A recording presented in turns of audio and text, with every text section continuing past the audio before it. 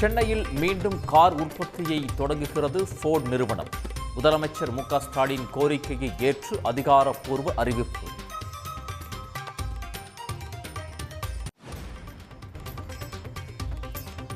அன்னபூர்ணா சீனிவாசனை மிரட்டி மன்னிப்பு கேட்க வைத்ததாக நிர்மலா சீதாராமனுக்கு வலுக்கும் கண்டனம்.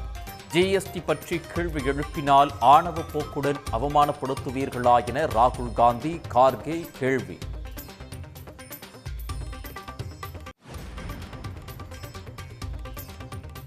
அன்னபூர்ணா சீனிவாசனை அவமதித்ததற்காக நிர்மலா சீதாராமன் மன்னிப்பு கேட்க திமுக, அதிமுக, காங்கிரஸ், கம்யூனிஸ்ட் கட்சிகள் வலியுறுத்தல். தமிழ்நாட்டு மக்களின் சுயமரியாதையை ஒன்றிய அரசு சீண்டி பார்க்க வேண்டாம் என்றும் எச்சரிக்கை.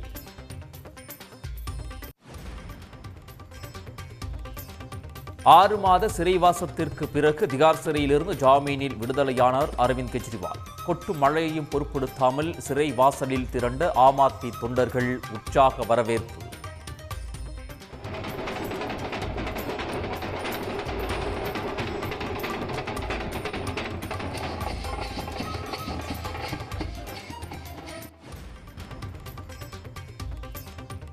சிகாகோவிலிருந்து சென்னை புறப்பட்டார் முதலமைச்சர் மு.க. ஸ்டாலின். முதலமைச்சரின் அமெரிக்க சுற்றுப்பயணத்தில் 17 நிறுவனங்களுடன் 7,816 கோடி ரூபாய் முதலீட்டு ஒப்பந்தங்கள் கையெழுத்து.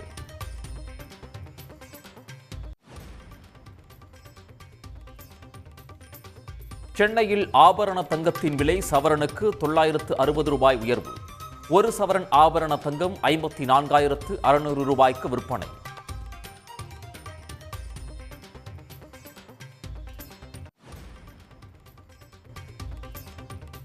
ஓணம் பண்டிகையையொட்டி தமிழ்நாடு முழுவதும் பூக்கள் விலை அதிகரிப்பு. நிலக்கோட்டை, கோவை, தொண்டாமுத்தூர் பூசந்தையில் கேரளாவுக்கு அனுப்ப வேண்டிய பூக்கள் தேக்கம்.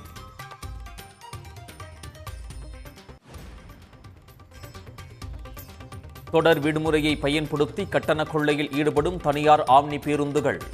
சென்னையிலிருந்து கோவை செல்ல 4,500 ரூபாய் வரை கட்டணம் உயர்ந்ததால் பயணிகள் அதிர்ச்சி.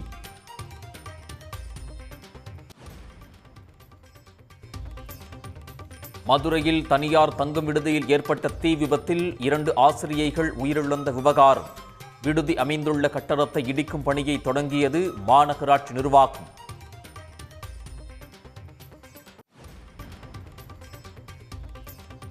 தமிழ்நாடு முழுவதும் நாளை பள்ளிகளுக்கு விடுமுறை அறிவிப்பு. குரூப் 2 தேர்வுகள் நடைபெறுவதை ஒட்டி பள்ளிக் கல்வித்துறை உத்தரவு.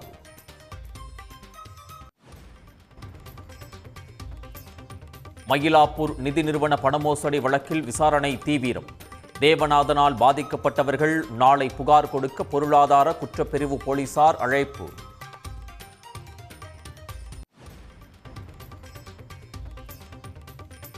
உத்தரப்பிரதேசம் உள்ளிட்ட வடமாநிலங்களில் வெளுத்து வாங்கும் கனமழை. டெல்லி சாலைகளில் தேங்கிய மழை நீரால் வாகன போக்குவரத்து கடும் பாதிப்பு.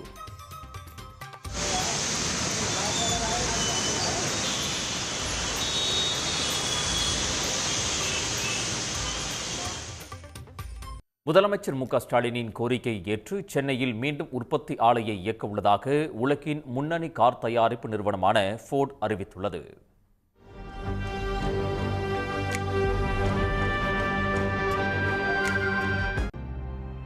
முதலமைச்சர் மு.க. ஸ்டாலினின் அமெரிக்க பயணத்தில் முக்கிய மைல்கல்லாக அமைந்துள்ளது ஃபோர்டு நிறுவன அதிகாரிகளுடனான சந்திப்பு.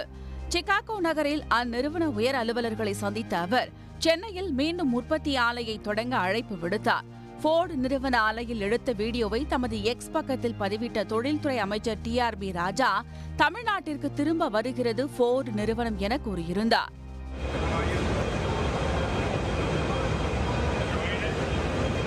நண்பர்களே, மாண்புமிகு தமிழ்நாடு முதலமைச்சர் திராவிட நாயகன் அவர்களின் முயற்சியால் தமிழகத்துக்கு மீண்டும் ஃபோர்டு கொண்டு வந்துருவோமா? Let's see, hopefully very soon.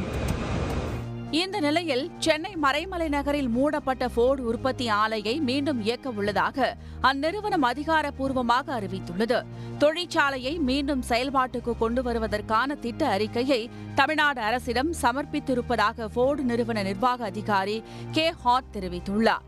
மேலும் இந்த ஆலையில் எந்த வகையான கார் தயாரிக்கப்படும், எந்தெந்த நாடுகளுக்கு ஏற்றுமதி செய்யப்படும் என்ற தகவலை இனிவரும் நாட்களில் அறிவிப்போம் என கூறியுள்ளார். சென்னையில் ஃபோர்டு நிறுவனத்தின் வாடிக்கையாளர் சேவை பிரிவான ஃபோர்டு பிசினஸ் சொல்யூஷன்ஸ் நிறுவனத்தில் 12,000 பேர் பணியாற்றி வரும் நிலையில் உற்பத்தி ஆலை மீண்டும் செயல்பாட்டுக்கு வருவதால் கூடுதலாக 3,000 பேரை பணியமர்த்த முடிவு செய்யப்பட்டுள்ளது. ஃபோர்டு நிறுவனம் தமிழ்நாடு மற்றும் குஜராத்தில் உற்பத்தி ஆலைகளை தொடங்கி அதன் மூலம் உலகம் முழுவதும் 32 நாடுகளுக்கு கார்களை ஏற்றுமதி செய்து வந்தது. சுமார் 20 ஆண்டுகளாக கார்களை உற்பத்தி செய்து வந்த அந்நிறுவனம் படிப்படியாக உற்பத்தி குறைந்ததால் 2021ஆம் ஆண்டு 2 உற்பத்தி ஆலைகளையும் மூடிவிட்டு இந்தியாவிலிருந்து வெளியேறியது. சென்னையை அடுத்த மறைமலை நகரில் செயல்பட்டு வந்த தொழிற்சாலையும் மூடப்பட்டது. குஜராத்தில் இயங்கி வந்த ஆலை டாடா நிறுவனத்திற்கு விற்பனை செய்யப்பட்டது.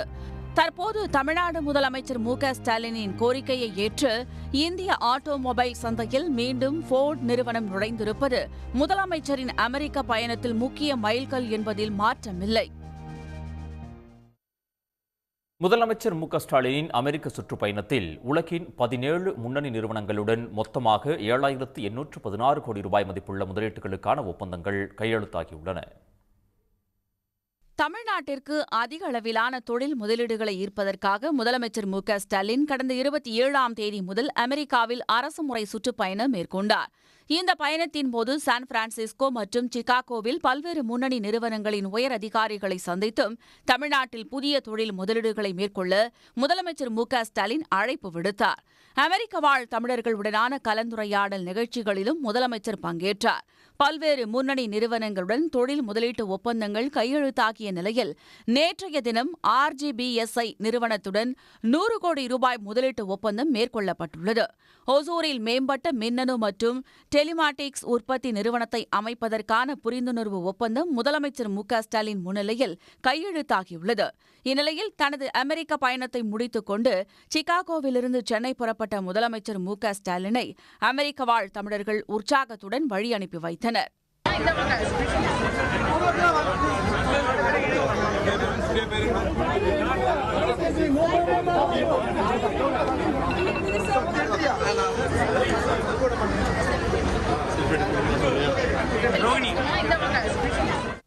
முதலமைச்சரின் அமெரிக்க சுற்றுப்பயணத்தின் மூலம் ஆயிரக்கணக்கிலான இளைஞர்களுக்கு வேலை வாய்ப்பு உருவாகியுள்ளது.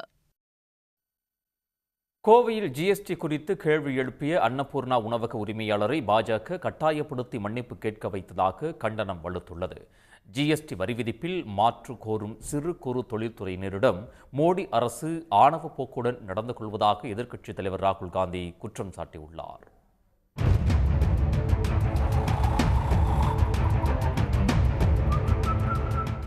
ஒரு பண்ணுக்கு ஜிஎஸ்டி கிடையாது. பண்ணுக்குள்ள ஒரு க்ரீம் வச்சுட்டு அதுக்கு 18% ஆயிடும். கஸ்டமர் என்ன சொல்றாரு, நீ க்ரீமையே ஜாமையும் கொண்டா நானே வச்சுக்கிறேன். ஆனால் நடத்த முடியல. ஜிஎஸ்டி குறித்து ஒன்றிய நிதியமைச்சர் நிர்மலா சீதாராமனிடம் அன்னபூர்ணா உணவக உரிமையாளர் சீனிவாசன் எழுப்பிய இந்த கேள்வி கடந்த 2 நாட்களாக சமூக வலைதளங்களில் வேகமாக பரவி வருகிறது. ஜிஎஸ்டி பாதிப்புகள் பற்றி சீனிவாசன் பேசியது தொடர்பாக நேற்று செய்தியாளர்களிடம் பேசிய நிர்மலா சீதாராமனிடமும் கேள்வி எழுப்பப்பட்டது. அதற்கு அவர் ஜனரஞ்சகமாக பேசியதால் அனைவரும் சிரித்தனர் என்றும் அவர் பேசியதில் தப்பில்லை என்றும் நிர்மலா சீதாராமன் பதிலளித்தார். பண்ணுக்கு டாக்ஸ் இல்லைங்க, ஆனால் பண்ணில் க்ரீம் போட்டு கொடுத்தா அது வேற ரேட்டாக இருக்குது, இதெல்லாம் எங்கள் கம்ப்யூட்டரால் ஏற்றுக்க முடியல, கம்ப்யூட்டரே திணறுதுன்னு ரொம்ப ஜனரஞ்சகமாக பேசினார். ஜனரஞ்சகன்ற வார்த்தை இப்போ தமிழில் புழக்கத்தில் இருக்கோ இல்லையோ தெரியல, ஆனால் காதால் கேட்குறவங்களுக்கு ஆஹா அப்படின்ற மாதிரி பேசினாங்க. ஜனரஞ்சகமாக பேசுறதுனால ஜிஎஸ்டிக்கு பரம விரோதமாக இருக்கக்கூடிய மக்களுக்கு அது ரொம்ப ஆதாயமாக கிடைக்கும். பார்த்தீங்களா, ஊருக மாமியை கேள்வி கேட்டார், அதுவும் என்ன சிரிக்கிறாங்க எல்லாரும், அந்த அம்மாவுக்கு விஷயம் தெரியுமா? நான் யாரோட காமெண்ட்டுக்கும் கவலைப்படுறது இல்லைங்க.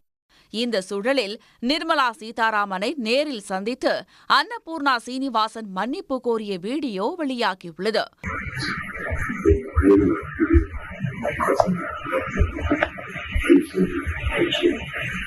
இந்த விவகாரம் தொடர்பாக தனது எக்ஸ் பக்கத்தில் பதிவிட்டுள்ள ராகுல் காந்தி ஜிஎஸ்டி குறித்து கேள்வி எழுப்பிய அன்னபூர்ணா உணவக உரிமையாளர் சீனிவாசன் ஆணவ போக்குடன் அவமதிக்கப்பட்டுள்ளதாக வேதனை தெரிவித்துள்ளார்.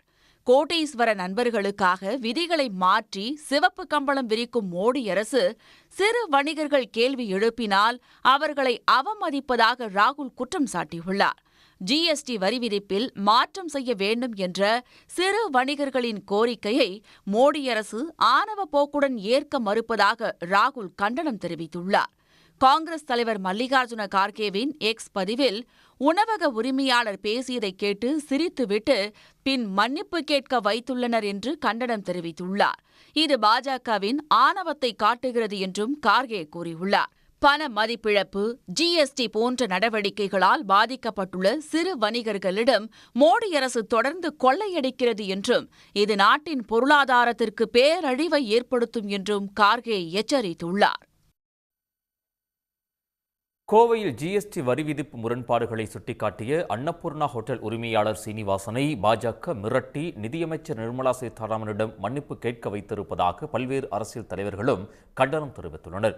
இது அராஜகத்தின் உச்சம் என்று கண்டனம் வலுத்துள்ள நிலையில் சீனிவாசன் தானாக முன்வந்து மன்னிப்பு கோரியதாக பாஜக எம்எல்ஏ வானதி சீனிவாசன் விளக்கம் அளித்துள்ளார். அவர் உண்மையே சொன்னார் அந்த இடத்துல. ஏன்னா அவர் ஒரு தொழில் செய்கிறதுனால நடைமுறையில் அவர் சந்திக்கிற பிரச்சனையை சொன்னார். நான் நினச்சேன் அந்த மேடையிலே நிதி அமைச்சர் நான் சொல்கிறதுக்கு நன்றி, நிச்சயமாக நான் இந்த மாதிரி அதாவது பட்டர் அண்ட் ஜாம் வச்சதுக்கு ஒரு சிஎஸ்டியோட நீக்குவேன்னு அறிவிப்பாங்கன்னு எதிர்பார்த்தேன். ஆனால் இந்த நிதி அமைச்சர் வேறு மாதிரி நடவடிக்கை எடுக்கிறது வருத்தம் அளிக்கிறது. அரசியலமைப்பு சட்டத்தை மதிக்காமல் அவரை தான் தங்கியிருக்கின்ற விடுதிக்கு வர வைத்து மன்னிப்பு கேட்க வைத்திருக்கிறார்கள். எவ்வளவு பெரிய கொடுமை, எவ்வளவு பெரிய பாசிசம், வெறுப்பு அரசியல். மன்னிப்பு கேட்க வைப்பது பாஜகவால் இது வாடிக்கை. ஆனால் அதை மன்னிப்பு கேட்டதை வீடியோ பதிவு செய்து பொதுவெளியில வெளியிடுகிறார்களே, எவ்வளவு பெரிய அநாகரிகம், அநாகரிகத்தின் உச்சம். பாஜகவை RSS சார்ந்தவர்கள் தொடர்ந்து இதை செய்து கொண்டிருக்கிறார்கள். ஆனால் இந்திய அரசியலமைப்பு சட்டத்தின் மீது நம்பிக்கை வைத்து ரகசிய காப்பு பதவி பிரமாணம் செய்து கொண்ட நிதித்துறை அமைச்சர் இதை செய்யலாமா? அவரை மிரட்டி அழைத்து வந்து மன்னிப்பு கேட்க செய்திருக்கிறார்கள். அது மட்டுமல்லாமல் அப்படி அவர் மன்னிப்பு கேட்பதை அவருக்கு தெரியாமல் படம் பிடித்து வீடியோவாகவும் புகைப்படமாகவும் இன்றைக்கு ஊடகங்களே பரப்புகிறார்கள். இது அன்னபூர்ணா குழுமத்தினுடைய உரிமையாளரை மட்டும் அவமதிப்பதாகாது, ஒட்டுமொத்த தமிழ்நாட்டு மக்களையும் அவமானப்படுத்துகிற ஒரு கொடூரச் செயல், குரூரச் செயல். இது நிதியமைச்சர் நிர்மலா சீதாராமன் அவர்களுடைய ஒரு மனிதத்தன்மையற்ற அணுகுமுறையாகவே இதை பார்க்க வேண்டியிருக்கிறது. இது வன்மையாக விடுதலை சிறுத்தைகள் கட்சியின் சார்பிலே கண்டிக்கின்றோம். அவர் அன்னபூர்ணா உணவகத்தின் உரிமையாளர் அவர் பேசின அந்த இது உங்களுக்கு புரியுது. ஏன்னா இந்த ஜிஎஸ்டி, இந்த சரக்கு மற்றும் சேவை வரியால் எவ்வளவு தூரம் வர்த்தகர்களும் மக்களும் பாதிக்கப்படுறாங்கங்கிறது உங்களுக்கு தெரியும். இப்போ என் உடம்புல இருக்கிற இந்த சட்டை, இந்த காலணி, இந்த இடைவாறு, இந்த கடிகாரம் எல்லாத்துக்கும் வரி. அப்போ ஒரு மனிதன் ஒரு வீடு கட்டணும்னு போனால் கூட அவன் வரி தான் கட்ட முடியுமே, கம்பிக்கு வரி, செங்கலுக்கு வரி, சிமெண்ட்டுக்கு வரி, சாந்துக்கு வரி. அப்படின்னா இது அவன் வாழவே முடியாதுன்னு சூழ்நிலை தள்ளிட்டாங்க. அதைத்தான் அவர் கேட்குறாரு. இப்போ அவர் அந்த கேள்வி நியாயம்னு நாடெங்கிலும் பரவிடுச்சு. அதான் அதிகாரம் அதை பணிய வைக்குது. அவர் எவ்வளவுதான் வருத்தம் தெரிவித்தாலும் அவர் கேட்ட கேள்வியில் இருக்கிற உண்மையை, சத்தியத்தை யாராலும் மறைக்க முடியாது. இது அகங்காரத்தினுடைய அடுத்த நிலை. திருமதி நிர்மலா சீதாராமன் அவர்களும் RSSனுடைய சித்தாந்தத்தினால் மிக தெளிவாக அதே அகங்காரத்தோடு ஒரு சிறு தொழில் செய்பவர்களை எப்படி தமிழகம், இந்தியா முழுவதும் மிரட்டுகிறார்கள் என்பதற்கு மிகப்பெரிய வீடியோ ஆதாரம். அன்னபூர்ணா போன்ற ஒரு தொழில் செய்பவர்களை மிரட்டக்கூடிய தைரியம் ஒரு நிதியமைச்சருக்கு இருக்கிறது என்றால், பாஜகக்காரர்களுக்கு இருந்தால் சாதாரண சிறு தொழில் செய்கிறவர்களை எவ்வளவு மிரட்டுவார்கள் என்பது நமக்கு தெரிகிறது. அதானியையும் அம்பானியையும் தவிர மற்ற தொழில் செய்கின்ற அனைவரையும் இதே வகையில் மிரட்டுகிறார் நிர்மலா சீதாராமன் என்பது இப்பொழுது வெட்ட வெளிச்சமாக தெரிந்திருக்கிறது. பாராளுமன்றத்தில் இதை பற்றி இந்த பிரச்சனையை பற்றி எழுப்புவோம். அவரை இதற்கு பொறுப்பேற்க வேண்டும். 4 மணிக்கு ப்ரெஸ் எல்லாம் இருப்பாங்க, நான் முன்னாடியே வந்து உங்களை பார்த்துட்டு போகிறேன்னு சொல்கிறார். சரி, ஓகே, உங்கள் விருப்பம், வாங்கன்னு சொல்லி அவர் 2:30 மணிக்கு வர்றாரு.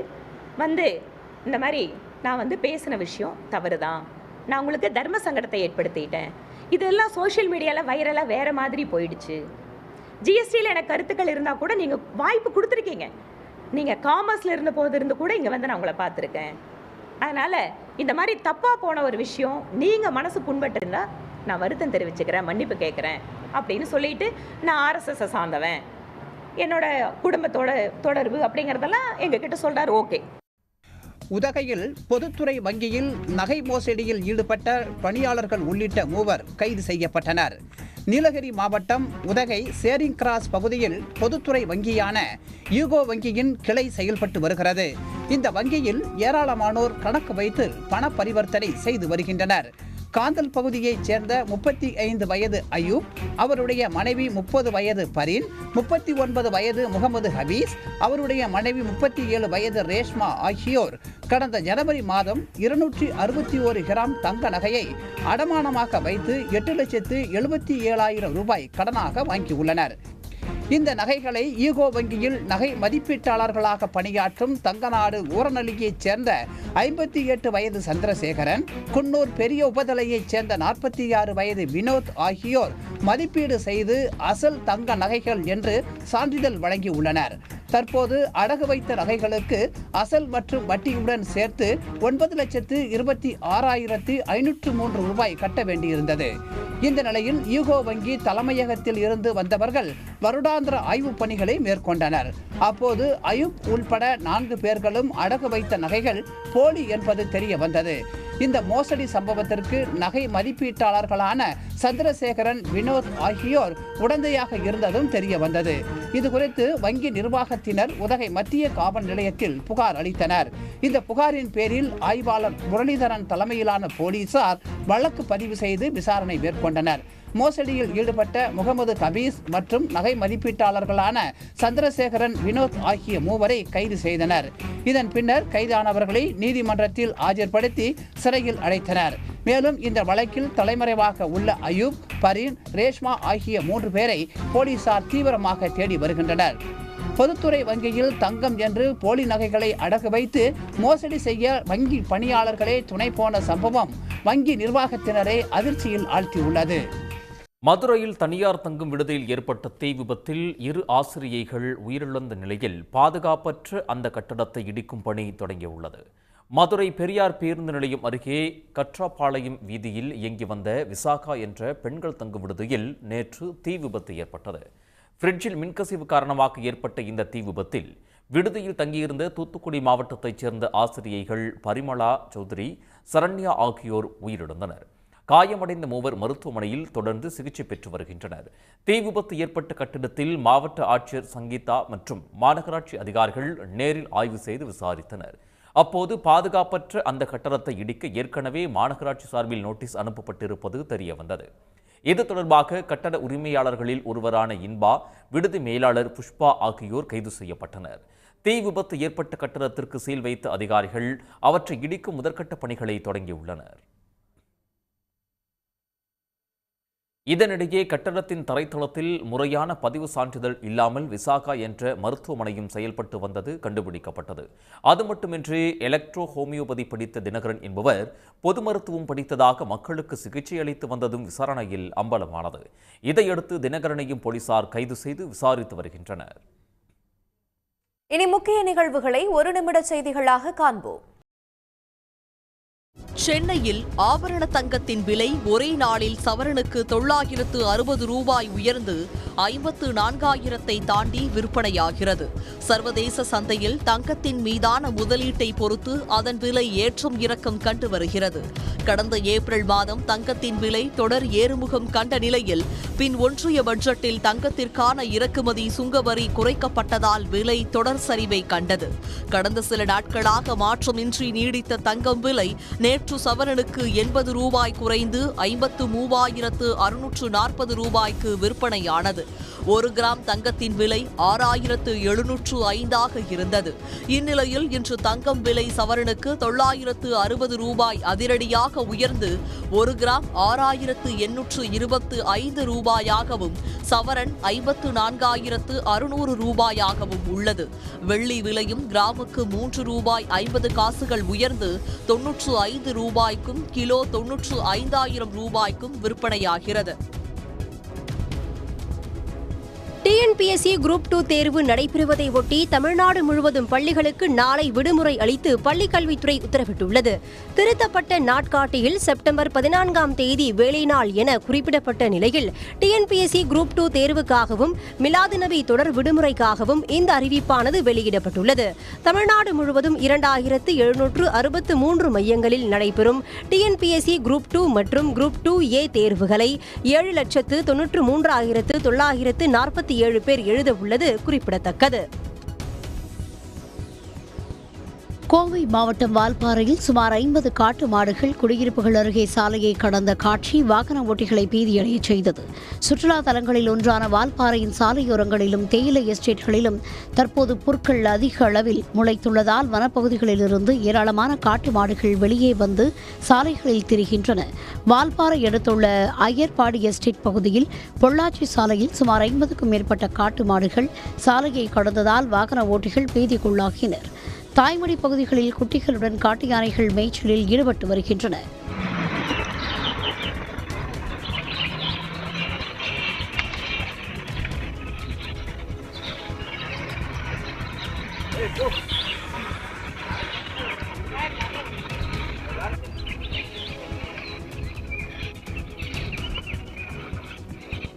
காட்டு மாடுகள் மற்றும் காட்டு யானைகள் சாலையோரங்களில் நடமாடுவதால் பொதுமக்கள் எச்சரிக்கையுடன் இருக்குமாறு அறிவுறுத்தப்பட்டுள்ளனர். காலி பணியிடங்களை நிரப்ப வேண்டும் என்பது உள்ளிட்ட 20 அம்ச கோரிக்கைகளை வலியுறுத்தி சென்னையில் தமிழ்நாடு அரசு மருத்துவ ஆய்வக நுட்பனர் சங்கம் சார்பில் ஆர்ப்பாட்டம் நடைபெற்றது. எழும்பூர் ராஜரத்ன மைதானம் அருகே மாநில தலைவர் செல்வராணி தலைமையில் நடைபெற்ற இந்த ஆர்ப்பாட்டத்தில் 500க்கும் மேற்பட்டோர் கலந்து கொண்டனர். அப்போது தமிழ்நாட்டில் புதிதாக அமைக்கப்பட்டுள்ள 11 மருத்துவக் கல்லூரிகளிலும் காலமுறை ஊதியத்தில் ஆய்வக நுட்பனர்களை நியமிக்க வேண்டும், 2ஆம் நிலை பதவி உயர்வு வழங்க வேண்டும் என்பது உள்ளிட்ட கோரிக்கைகளை நடைமுறைப்படுத்த வேண்டும் என வலியுறுத்தினர். தமிழகத்தில் துவங்கப்பட்ட 11 மருத்துவக் கல்லூரி மருத்துவமனைகளில் ஆய்வக நுட்ப பணியிடங்களை காலமுறை ஊதியத்தில் நிரப்பிட வேண்டும் என்ற மாணவர்களுக்கான ஒரு கோரிக்கை. அதேபோல் அனைத்து மருத்துவக் கல்லூரி மருத்துவமனைகளிலும் பாராமெடிக்கல் கல்லூரி பாதுகாப்பு வசதிகளோடு உருவாக்க வேண்டும். ஆய்வக நுட்பங்களுக்கு 2வது கட்ட பதவி உயர்வு வாய்ப்பான CTO பதவி உயர்வை தமிழக அரசு பரிசீலனையில் உள்ளது, அதை நடைமுறைப்படுத்திட வேண்டும். தகுதியுள்ள 20,000க்கும் மேற்பட்டோர் வேலைவாய்ப்பின்றி தவிக்கும் நிலையில் காலி பணியிடங்கள் நிரப்பப்படாததால் கூடுதல் பணிச்சுமை ஏற்படுவதாகவும் மருத்துவ ஆய்வக நுட்பனர் சங்கத்தினர் கவலை தெரிவித்தனர். சென்னையில் நடைபெற்ற ஃபார்முலா 4 பந்தயத்தால் ஒட்டுமொத்த இந்தியாவின் கவனமும் தமிழ்நாட்டின் பக்கம் திரும்பியுள்ளதாக அமைச்சர் உதயநிதி பெருமிதம் தெரிவித்துள்ளார். ஃபார்முலா 4 கார் பந்தயத்தை சிறப்பாக நடத்திட உறுதுணையாக இருந்த தமிழ்நாடு அரசு பணியாளர்களுக்கு பாராட்டு சான்றிதழ்கள் வழங்கும் நிகழ்ச்சி கலைவாணர் அரங்கில் நடைபெற்றது. இதில் பங்கேற்ற அமைச்சர் உதயநிதி ஸ்டாலின் தீயணைப்பு மற்றும் மீட்புத்துறை, சென்னை மாநகராட்சி உட்பட 14 துறைகளைச் சேர்ந்த பணியாளர்களுக்கு பாராட்டு சான்றிதழை வழங்கி கௌரவித்தார். பின்னர் பேசிய அவர், எவ்வித பிரச்சனையும் இல்லாமல் ஃபார்முலா 4 பந்தயத்தை நடத்தியது ஒட்டுமொத்த இந்தியாவின் கவனமும் தமிழ்நாட்டின் பக்கம் திரும்பியதாக பெருமிதம் தெரிவித்தார். நிகழ்ச்சிக்கு பிறகு தூய்மை பணியாளர்களுடன் அமர்ந்து அமைச்சர் உதயநிதி ஸ்டாலின் உணவருந்தினார். வெளிநாடுகளுக்கு வேலைக்கு அனுப்புவதாக போலி விளம்பரம் செய்த நிறுவனத்திடம் பல லட்சம் ரூபாயை இழந்த 20க்கும் மேற்பட்டோர் சென்னை டிஜிபி அலுவலகத்தில் புகார் அளித்துள்ளனர். இங்கிலாந்து, சுவிட்சர்லாந்து உள்ளிட்ட நாடுகளில் பணியாற்ற வாகன ஓட்டுநர்கள், மெக்கானிக்குகள், உணவக பணியாளர்கள் தேவை என்று கும்பகோணத்தைச் சேர்ந்த சுதாகர் முத்தையன் என்பவர் விளம்பரம் செய்ததாக பாதிக்கப்பட்டோர் கூறியுள்ளனர். சூசி கன்சல்டன்சி என்ற நிறுவனம் சார்பில் வெளியிடப்பட்ட அந்த விளம்பரத்தை உண்மை என்று நம்பி பல்வேறு மாவட்டங்களைச் சேர்ந்த தாங்கள் 4 லட்சம் ரூபாய் முதல் 8 லட்சம் ரூபாய் வரை சுதாகர் முத்தையனிடம் கொடுத்ததாக தங்கள் மனுவில் தெரிவித்துள்ளனர். தங்களை வெளிநாடுகளுக்கு அனுப்பாமல் ஏமாற்றிய சுதாகர் முத்தையன் பல லட்சம் ரூபாயை சுருட்டிக் கொண்டு தப்பிவிட்டதாகவும் அவர் மீது நடவடிக்கை எடுக்க வேண்டும் என்பதும் பாதிக்கப்பட்டவர்களின் கோரிக்கையாக உள்ளது. மதுரை மாவட்டம் திருமங்கலம் அருகே நடந்த அசைவ உணவு திருவிழாவில் 50க்கும் மேற்பட்ட ஆடுகள் 100க்கும் மேற்பட்ட சேவல்கள் வைத்து உணவு சமைக்கப்பட்டு பக்தர்களுக்கு பரிமாறப்பட்டது. திருமங்கலம் அருகே திரளி கிராமத்தில் உள்ள ஸ்ரீசோனை கருப்புசாமி கோயிலில் ஆண்டுதோறும் ஆவணி மாத கடைசி வெள்ளிக்கிழமையன்று அசைவ உணவு திருவிழா நடைபெறுவது வழக்கம். இக்கோயிலில் 50க்கும் மேற்பட்ட ஆடுகள் மற்றும் 100க்கும் மேற்பட்ட சேவல்களை பலியிட்டு பக்தர்கள் தங்களது நேர்த்திக் கடனை செலுத்தினர். அவ்வாறு பலியிடப்பட்ட ஆடுகள் மற்றும் சேவல்களை வைத்து சமைக்கப்பட்ட அசைவ உணவை சுற்றுவட்டார பகுதியிலிருந்து வந்திருந்த நூற்றுக்கணக்கான பக்தர்களுக்கு விருந்தாக பரிமாறப்பட்டது. ஒவ்வொரு வருடமும் ஆவணி மாதம் கடைசி வெள்ளிக்கிழமை இந்த மாதிரி கெடா வெட்டு அவங்கவுங்க நேர்த்திக்கடன் நேர்ந்திருப்பாங்க. அவங்க நினைச்சதெல்லாம் நடக்கும். ஸோ நிறைய பேர் கெடா விடுவாங்க. அந்தந்த பங்காளிகளும் வருவாங்க. நிறைய சுற்றுவட்ட கிராம பகுதியில் உள்ள எல்லாருமே வருவாங்க. இது நாங்கள் நிறைய உறவுகள் நாங்கள் மீட் பண்ணி எல்லாருமே நல்லா கலந்து பேசுறதுக்கும் எல்லாருமே கலந்து இருக்கிறதுக்கும் ரொம்ப ஹாப்பியாகவும் இருக்கும். தமிழ்நாடு கேரளா எல்லையில் உள்ள நாடுகாணியிலிருந்து வயநாடு செல்லும் சாலை குண்டும் குழியுமாக காட்சியளிப்பதால் சிரமத்திற்கு உள்ளாகும் வாகன ஓட்டிகள் அதனை விரைந்து சீரமைக்க வலியுறுத்தியுள்ளனர். கேரளா மற்றும் கர்நாடக மாநிலங்களை இணைக்கும் எல்லைப் பகுதியாக நீலகிரி மாவட்டம் கூடலூர் பகுதி உள்ளது. இப்பகுதி வழியாக நாள்தோறும் நூற்றுக்கணக்கான கனரக வாகனங்கள் கர்நாடக மாநிலத்திலிருந்து காய்கறி உள்ளிட்ட சரக்குகளை ஏற்றிக்கொண்டு கேரளா நோக்கி செல்கின்றன. இது தவிர கேரள மக்களும் நீலகிரி மாவட்டத்திற்கு சுற்றுலா வரும் முக்கிய வழித்தடமாக கூடலூரின் நாடுகாணி சாலை உள்ளது. அதிகப்படியான வாகன போக்குவரத்தால் நாடுகாணியிலிருந்து கேரள எல்லை வரையிலான 8 கிலோமீட்டர் சாலை முறையான பராமரிப்பின்றி குண்டும் குழியுமாக காட்சியளிக்கிறது. அவ்வப்போது பெய்து வரும் மழையும் சாலையை மோசமடைய செய்திருப்பதால் வாகன ஓட்டிகள் கடும் அவதிக்குள்ளாகி வருகின்றனர். இப்போ கேரளத்தில் ரோடு நல்லா இருக்கு, இங்க தமிழ்நாடுல ரோடு மோசம் இருக்கு. நம்மளெல்லாம் மைண்ட்ல இருக்கிற தமிழ்நாடு ரோடு தான் சூப்பர் ரோடு இருக்கும். அப்போ அதுக்கு border cross பண்ணபாடு அந்த வைஃபும் சொல்லியாச்சு, இந்த ரோடு பெரிய மோசம் இருக்கு. அப்ப இங்க டோலும் இருக்கு, 30 rupees டோலும் இருக்கு. இந்த இட்ஸ் ஜஸ்ட் 30 rupees. ப்ராப்ளம் இல்லை, கேஷ்க்கு ப்ராப்ளம் இல்லை, பட் ரோடு மட்டும் தான் இந்த மாதிரி இருக்குன்னு தெரியாது.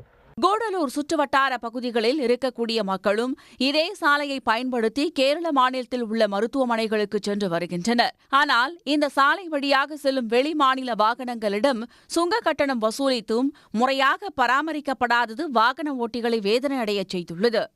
மருத்துவமனைக்கு கூடி பெருந்தமனாலும் சரி, மெடிக்கல் காலேஜ் எந்த ஒரு ஹாஸ்பிட்டலுக்கும் போக முடியாத ஒரு சூழ்நிலை. இந்த ரோடு உடனடியாக சீர் செய்யப்படணும். அரசு அதிகாரிகள் முன்வர வேண்டும். இந்த ரோடு இப்படியே விட்டு போனால் நாளடைவில் ரொம்ப பாலடைஞ்ச பங்களான்ற மாதிரி பாலடைஞ்ச ரோடாகி போயிடும். உடனடியாக இந்த ரோடு சீர் செய்யப்பட வேண்டும். ரோடு செப்பரேட்ட உடனடியாக அதிகாரி நடவடிக்கை எடுக்க வேண்டும் என்னோட தாழ்மையான வேண்டுகோள். நாடுகாணி பகுதியில் உள்ள இந்த பிரதான சாலையை விரைந்து சீரமைப்பதுடன் அதிக பாரம் ஏற்றி வரும் கனரக வாகனங்களை இந்த மலைப்பாதையில் அனுமதிக்க கூடாது என்று அப்பகுதி மக்கள் கோரிக்கை வைத்துள்ளனர். வார விடுமுறை மற்றும் மிலாடி நபியை ஒட்டி சென்னையிலிருந்து மக்கள் சொந்த ஊர்களுக்கு புறப்படுவதால் ஆம்னி பேருந்துகளின் கட்டணம் பல மடங்கு உயர்ந்துள்ளது.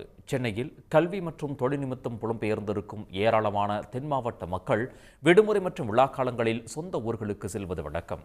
அந்த வகையில் வார விடுமுறையுடன் செவ்வாய்க்கிழமை மிலாடி நபியும் கொண்டாடப்பட இருப்பதால் மக்கள் சொந்த ஊர்களுக்கு புறப்பட தொடங்கியுள்ளனர். இதனை பயன்படுத்திக் கொண்டுள்ள தனியார் ஆம்னி பேருந்துகள் கட்டணத்தை 3 மடங்கு உயர்த்தியிருப்பதாக புகார் எழுந்துள்ளது. குறிப்பாக சென்னையிலிருந்து மதுரைக்கு இயக்கப்படும் பேருந்துகளுக்கு 1900 ரூபாய் முதல் 4000 ரூபாய் வரை டிக்கெட் கட்டணம் நிர்ணயிக்கப்பட்டுள்ளதாக கூறப்படுகிறது. சென்னையிலிருந்து நெல்லைக்கு 4200 ரூபாய் வரையும், சென்னையிலிருந்து நாகர்கோவிலுக்கு 4500 ரூபாய் வரையும் கட்டணம் நிர்ணயம் செய்யப்பட்டிருப்பது பயணிகளை அதிர்ச்சி அடைய செய்துள்ளது. இதனால் கடைசி நேரத்தில் பயணத்தை திட்டமிடும் பயணிகள் பலரும் செய்வதறியாது திகைப்பில் உள்ளனர்.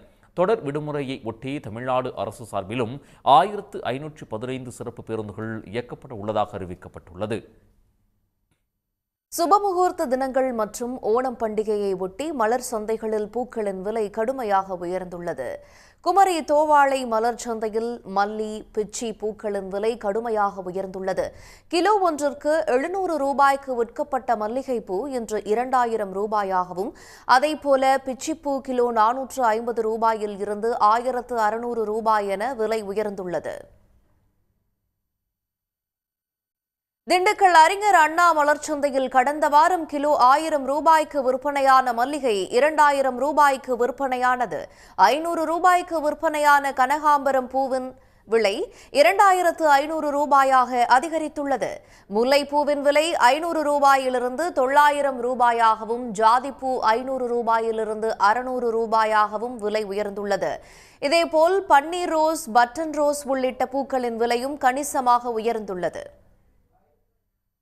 வீட்டில் கொண்டாடுன்னு சொல்லி சொன்னதுனால இன்றைக்கு விலைவாசி நல்ல கூடுதலாக போயிருக்கு. விவசாயிகளும் நல்லா சந்தோஷமாக வந்தோடனே போட்டோன்னே நல்லா பரவாயில்லை, எங்களுக்கு ஓரளவுக்கு பணம் கிடச்சிருக்குன்னு சொல்லி சந்தோஷப்பட்டு போகிறாங்க. அதுபோல் மல்லிகைப்பூ, முல்லைப்பூலாம் வந்து நேற்று வந்து 600, 500 போச்சு. இன்றைக்கி முகூர்த்தத்தின் காரணமாக 1500, முல்லைப்பூ 700, 800, மல்லிகைப்பூ 1500, 2000 வரைக்கும் போயிருக்கு சார். விவசாயம் வாடாமல் நட்டுருக்கோம். இதில் வந்து ஒரு 4 ஏக்கர் வரைக்கும் விவசாயம் பண்ணியிருக்கோம். இதில் வாடாமல்லி வந்து போன வாரம் வந்து கிலோ வந்து 10 ரூபாய்க்குன்னு சொல்லவும் நாங்கள் தோட்டத்திலே பூவை அறுக்காம விட்டோம். இந்த வாரம் ஓணத்தை வந்து கேரளாவில் வந்து அவங்கவுங்க வீட்டிலே வந்து அறிவிச்சிருக்காங்க, ஓணம் கொண்டாட சொல்லி அறிவிச்சிருக்காங்க. சரி, இந்த வாரம் வந்து நாங்கள் பூ மார்க்கெட்டுக்கு அறுத்துட்டு வந்திருக்கோம். இப்போ பார்க்கும்போது விலை வந்து 70 ரூபா 80 ரூபா மார்க்கெட் விலை போய்கிட்டு இருக்கு. இப்போ தோட்டத்தில் இருக்க பூவெலாம் வந்து டெய்லி கொஞ்சம் கொஞ்சமாக அறுத்து கொண்டு மார்க்கெட்டுக்கு போடுறோம். நல்ல விலை கிடச்சிருக்கு, எங்களுக்கு நல்ல ஒரு மகிழ்ச்சியாக இருக்குது. இதனிடையே வயநாடு நிலச்சரிவு காரணமாக கேரளாவின் பல இடங்களில் கொண்டாட்டங்கள் ரத்து செய்யப்பட்ட நிலையில் நிலக்கோட்டை மலர்ச்சந்தையில் பூக்கள் தேக்கமடைந்துள்ளன. வாடாமல்லி, செவ்வந்தி உள்ளிட்ட மலர்கள் சுமார் 500 முதல் 600 ஏக்கர் வரை சாகுபடி செய்யப்பட்டுள்ளது. தற்போது பூக்கள் அறுவடை காலம் தொடங்கியுள்ள நிலையில் பூக்களை விற்பனைக்கு அனுப்ப முடியாத நிலையில் விவசாயிகள் உள்ளனர். கேரளா ஓணம் பண்டிகையை நம்பி அந்த ஓணம் பண்டிகை டயத்தில் எப்போயுமே அந்த 10 நாள் 15 நாள் 100 ரூபா 150 to 200 150 இப்படிமா விற்கும். இந்த தடவை கேரளாவில் அந்த நிலச்சரிவு காரணமாக ஓணம் பண்டிகை கொண்டாடலைன்ட்டாங்க. அதனால் இப்போ என்னடானா 50 ரூபா 60 ரூபா தான் விற்கிது.